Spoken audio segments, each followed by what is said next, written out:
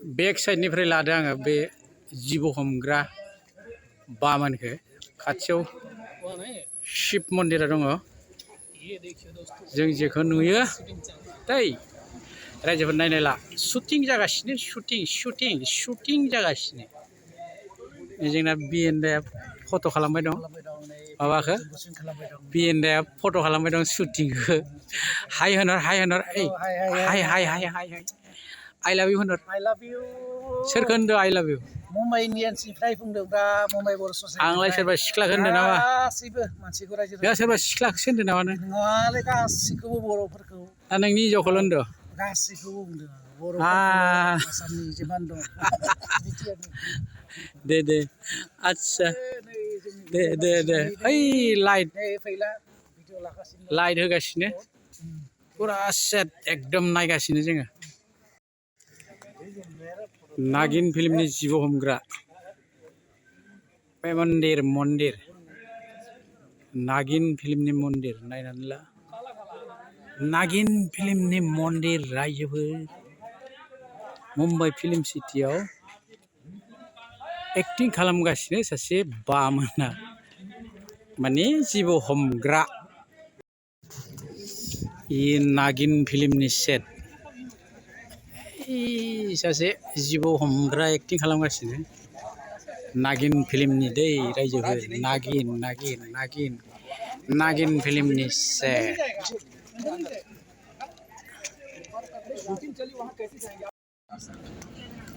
यही सब जानकारी देने का बहुत ही टेक्निकल चीजें होती हैं आसान नहीं होता है शूटिंग का काम बहुत ही हार्ड वर्क होता है आपको सच्चाई बताना धीरे धीरे हम आगे बढ़ेंगे कितने लोगों की जिंदगी बर्बाद हो जाती है और कितनी रातों रात आबाद हो जाती है बिग बॉस से घर का सामान बनाया जा रहा है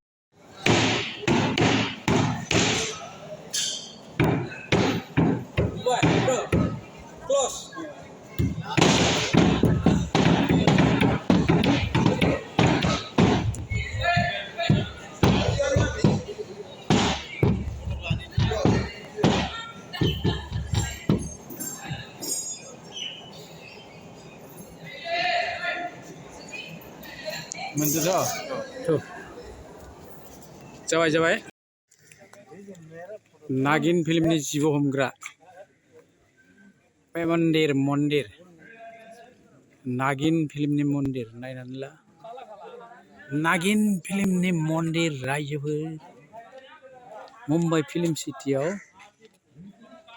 एक्टिं खालामगासिनो सासे बामोना माने जिबौ हमग्रा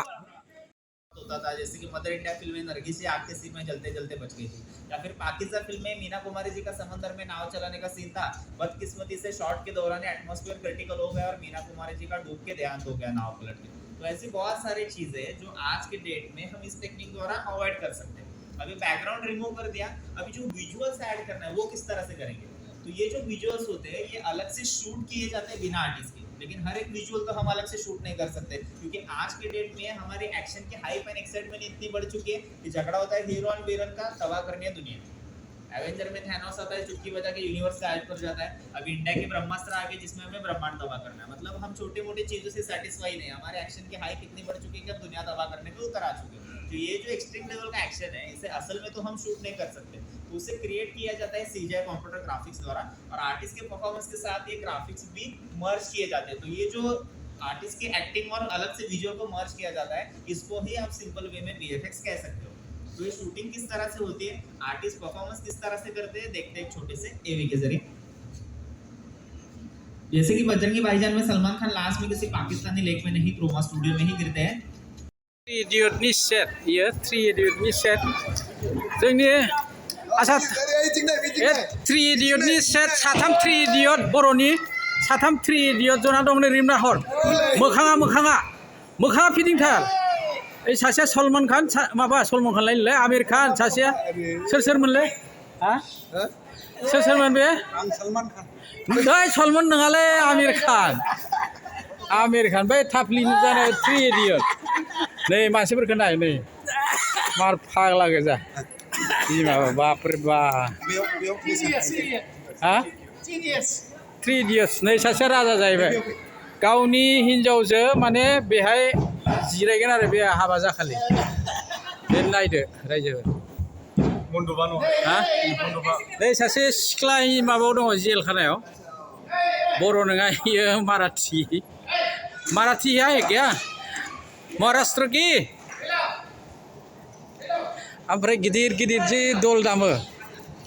बे माबा दामदो नै माबाया बिएनडा बिसोरो शट जायो माने माबायाव बे बिएनडा मार फाग्ला एडभाइसार अफ बड' मुम्बाइ बर' मुम्बाइ ससाइटिनि हा बर'नि राजाया इरागदाव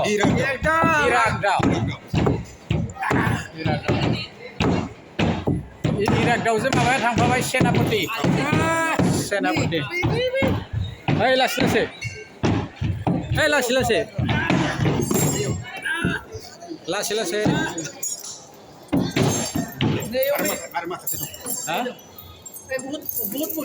आচ্ছা रायजोफोर जों नै दा फिल्म सिटिनिफ्राय ओंखारबाय मुम्बाइ फिल्म सिटिनिफ्राय ओंखारबाय